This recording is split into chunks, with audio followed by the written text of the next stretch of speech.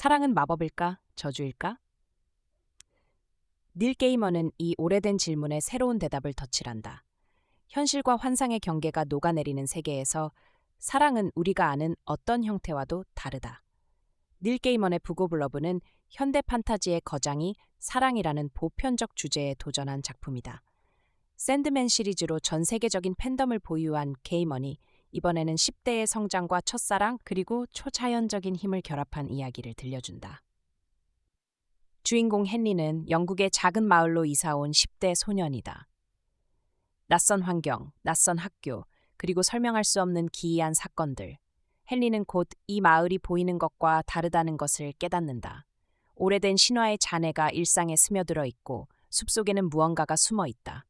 그리고 헨리는 사랑에 빠진다. 그 사랑은 보통이 아니다. 상대의 존재 자체가 헨리의 세계를 뒤흔든다.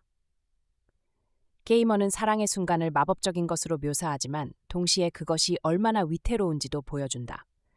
사랑에 빠진다는 것은 세계가 변하는 것이고 그 변화는 언제든 혼란이 될 수 있다. 게이먼의 문장은 마치 꿈을 읽는 것 같다. 현실적인 디테일과 초현실적인 상상력이 자연스럽게 이어진다. 독자는 어느 순간 현실인지 환상인지 구분할 수 없게 된다. 그리고 그것이 바로 게이먼이 의도한 것이다. 사랑이라는 감정 자체가 현실과 환상의 경계에 서 있기 때문이다. 이 소설이 특별한 이유는 게이먼이 판타지의 장치를 빌려 현실적인 감정을 그려내기 때문이다. 마법이 등장하지만 핵심은 인간의 감정이다. 상실의 두려움, 용기의 발견, 첫사랑의 설렘과 아픔.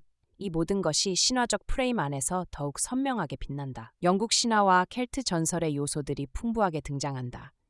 옛 이야기의 잔해들이 현대의 이야기 속에서 새로운 생명을 얻는다. 게이머는 전통을 존중하면서도 그것을 전혀 새로운 방식으로 재해석한다. 닐 게이먼이 북 오브 러브를 통해 말하고자 하는 것은 명확하다. 사랑은 마법이다. 하지만 그 마법은 요술 지팡이나 주문에서 오는 것이 아니다. 우리가 감히 누군가를 향해 마음을 여는 그 순간 이미 마법은 시작되어 있다. 그리고 그 마법은 모든 마법이 그렇듯 위험하면서도 아름답다. 자, 오늘 함께 살펴볼 이야기는 바로 닐 게이먼의 신작 북 오브 러브입니다. 과연 이 책 속에 어떤 메시지가 숨겨져 있을지 지금부터 저와 함께 펼쳐보시죠. 여러분, 사랑이라는 거 과연 마법일까요? 아니면 혹시 저주일까요? 이 책은 바로 이 오래되고도 또 아주 근본적인 질문 하나를 툭 던지면서 시작합니다. 첫 번째 파트인데요. 바로 거장의 오래된 질문입니다. 거장이라고 하면 당연히 닐 게이먼을 말하는 거겠죠? 네, 바로 이분이죠. 현대 판타지 소설의 살아있는 전설, 닐 게이먼. 오늘 우리는 그의 눈을 통해서 이 사랑이라는 아주 복잡하고 미묘한 감정을 한번 들여다볼 겁니다. 샌드맨 시리즈는 말할 것도 없고요. 전 세계에 정말 어마어마한 팬덤을 가지고 있죠. 근데 이번 신작에서는요, 10대의 성장통, 풋풋한 첫사랑, 여기에 초자연적인 힘까지 이 세 가지를 아주 절묘하게 섞어놨습니다. 자, 그럼 이 마법 같은 이야기가 펼쳐지는 무대로 가볼까요? 네, 비밀을 품은 마을입니다. 이야기의 주인공은요, 헨리라는 이름의 10대 소년입니다. 아직 모든 게 서툴고 낯설기만 한 그런 친구죠. 이 헨리가 딱 떨어지게 된 곳이 어디냐면 작고 조용한 영국의 어느 낯선 마을이에요. 무 하나 익숙한 게 없는 바로 그곳에서 이제 이야기가 시작되는 겁니다. 근데 말이죠, 곧 알게 돼요. 이 평범해 보이는 마을, 특히 저 숲 속에 뭔가 정체를 알 수 없는 존재가 도사리고 있다는 걸요. 뭐랄까, 고대의 신화가 아직 살아 숨쉬는 그런 곳인 거죠. 그리고 바로 여기서부터 현실을 송두리째 바꿔버리는 사랑 이야기가 펼쳐집니다. 맞습니다. 헨리가 사랑에 빠져버려요. 정말 간단한 문장이죠. 근데 바로 이 한 문장으로 정말 모든 게 바뀌기 시작합니다. 이 화면을 보시면 그 변화의 핵심이 딱 보입니다. 왼쪽은 사랑의 마법이죠. 세상을 완전히 바꿔놓잖아요. 근데 오른쪽을 보세요. 그게 바로 사랑의 혼돈입니다.